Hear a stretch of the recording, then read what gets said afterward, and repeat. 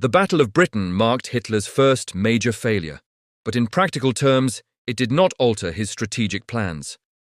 Britain could defend itself and conduct bombing raids, but it was not a land threat to Germany. Hitler viewed Britain as a nuisance, a buzzing fly, while the true challenge, the elephant, lay far to the east, the Soviet Union.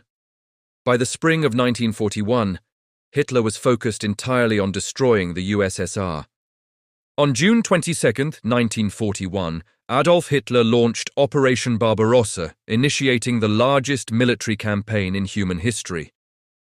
The sheer magnitude of the offensive was unprecedented, as over 3 million German soldiers, backed by hundreds of thousands of Axis troops, surged across a colossal 2,000-mile front into the Soviet Union. In its opening weeks, the invasion appeared to be a flawless continuation of the blitzkrieg strategies that had previously shattered Poland and France. Caught entirely off guard, the Soviet Air Force was largely destroyed on the ground, leaving the skies wide open for Luftwaffe dominance. Below, German armoured divisions breached Soviet borders at astonishing speed, driving deep into the heartland and leaving a trail of confusion, broken communications, and staggering casualties in their wake.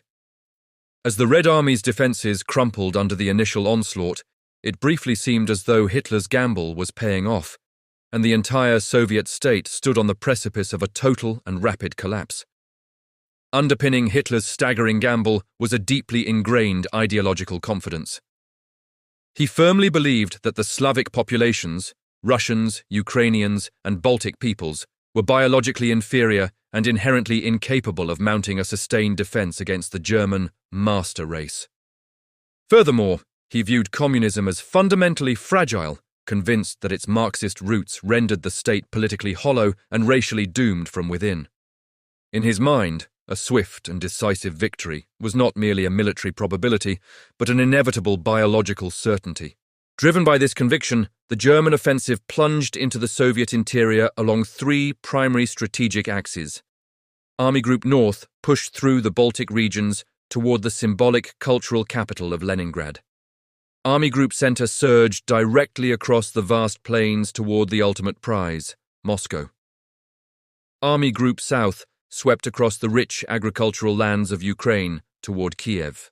By December 1941, the German war machine appeared to be on the verge of total triumph. In the north, forces had completely surrounded Leningrad, trapping the city in what would become a devastating years-long siege. In the south, they had captured Kiev in a massive encirclement, taking hundreds of thousands of prisoners. In the center, forward units had pushed so far that troops could see the spires of the Kremlin on the outskirts of Moscow. To much of the world, an Axis victory felt agonizingly close. Yet, just as the German forces reached their absolute limits, the unforgiving realities of Soviet geography, a brutally freezing winter, and deep-seated Soviet resilience began to turn the tide. Despite the staggering initial disasters, the Soviet Union possessed profound, structural advantages that the German High Command had vastly underestimated. Primary among them was the sheer resilience of Soviet industrial strategy. Anticipating the threat of an eventual conflict with Nazi Germany, Stalin had directed a colossal effort to establish and relocate key industrial operations far to the east, beyond the reach of Luftwaffe bombers and ground forces behind the safety of the Ural Mountains. This strategic foresight transformed the nature of the war. Although the Wehrmacht successfully seized vast stretches of Soviet territory, fertile farmland, and major cities, it failed to cripple the enemy's capacity to wage total war. Safe behind the Urals, Soviet factories continued to churn out an uninterrupted flood of tanks, artillery, and ammunition. Germany had captured land, but the true beating heart of the Soviet war machine remained untouched and fully operational. Compounding Germany's growing difficulties was a major strategic miscalculation regarding the Red Army's true force distribution. The Soviet Union's most formidable, well-trained units were not initially stationed on the European front. Instead, they were stationed thousands of miles to the east in Manchuria, guarding the border against the Imperial Japanese Army. That border had been put to the test in 1939 during an undeclared bitter conflict at Khalkhin Gol. There, Soviet forces delivered a humiliating defeat to Japanese troops. Stunned by the strength and firepower of the Red Army, Japan abandoned its ambitions of expanding northward into Soviet territory, choosing instead to focus its military aggression towards Southeast Asia and the Pacific. This non-aggression in the east paid massive dividends for Moscow in late 1941. Confident that Japan would not strike, Stalin made the high-stakes decision to pull his elite Siberian divisions from the Far East and rush them westward. Fresh, heavily equipped, and uniquely conditioned for brutal sub-zero combat, these winter-hardened troops arrived at the gates of Moscow at the exact moment the exhausted Wehrmacht was grinding to a halt. As the offensive dragged on, the German war machine collided with an adversary as unyielding as the Red Army itself, the Russian climate. In an eerie echo of Napoleon's disastrous invasion 130 years earlier, the initial promise of summer gave way to the brutal realities of Eastern European weather. The campaign had opened in the dry, warm days of summer, providing ideal conditions for rapid blitzkrieg maneuvers. But by autumn, relentless rains transformed the region's unpaved roads into vast, swallowed tracts of thick, churned mud. Supply trucks, artillery, and armoured vehicles sank to their axles, turning the once swift advance into a grueling, agonizing crawl. When winter finally arrived, it brought no relief, only extreme sub-zero temperatures for which the Wehrmacht was catastrophically unprepared.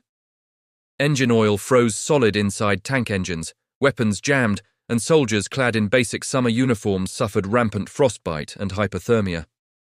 Exhausted, stretched far beyond their supply lines, and crippled by the elements, the German forces finally ground to a complete halt on the icy outskirts of Moscow in December 1941. Seizing the moment, the Red Army unleashed its fresh, winter-equipped Siberian reserves in a massive counter-offensive. Surprising the frozen German invaders, the Soviets struck with overwhelming force, shattering the illusion of Nazi invincibility and driving the Wehrmacht back from the capital in their first major strategic defeat of the war. Determined to regain the initiative in the spring of 1942, Hitler launched a new summer offensive. However, the costly winter fighting around Moscow had permanently drained the Wehrmacht's strength. Germany no longer possessed the men or material to launch a massive simultaneous assault across all three fronts as it had the year before. Realizing his war effort was running critically low on fuel, Hitler shifted his focus exclusively to the south in a strategy designated Case Blue. The primary objective was the Caucasus, a region home to vast, rich oil fields. Securing the Caucasus would yield a two-fold victory for Berlin. It would supply the petroleum needed to keep the German mechanized military moving, while simultaneously strangling the Soviet Union by severing its most critical energy lifeline. In the summer heat of 1942, German armoured columns once again tore across the southern Russian steppes with frightening speed, sweeping toward the Caucasus Mountains. An Axis victory appeared imminent once more. But just as the objective came within reach, Hitler made a fatal strategic decision that would alter the course of the war. Instead of maintaining a singular focus on the vital Caucasus oil fields, Hitler allowed his strategy to be derailed by personal pride and political obsession. He diverted precious forces toward the industrial city of Stalingrad, sprawling along the banks of the Volga River and bearing the very name of his arch-rival, Joseph Stalin. For Hitler, seizing the city held immense psychological value. It would serve as a devastating symbolic humiliation of Stalin himself. For Stalin, losing the city named in his honor was entirely unthinkable. The stage was set for an epic collision of wills, with both dictators pouring staggering amounts of men, steel, and resources into a grinding urban meat grinder. The consequences for the Third Reich were catastrophic. Spearheaded by a massive winter counter-offensive, Soviet forces successfully encircled the entire German Sixth Army within the ruined city. Despite the desperate military reality, Hitler fanatically forbade any breakout attempt or tactical retreat, ordering the trapped troops to hold out to the last man.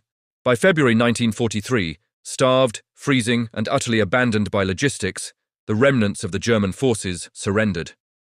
Over 300,000 German soldiers were lost in the ruins of Stalingrad, marking a definitive turning point in the war from which the Wehrmacht would never recover. In the wake of the disaster at Stalingrad, the strategic landscape of the Eastern Front changed forever. The German army suffered a blow from which it would never truly recover. its elite forces permanently weakened and its aura of invincibility shattered.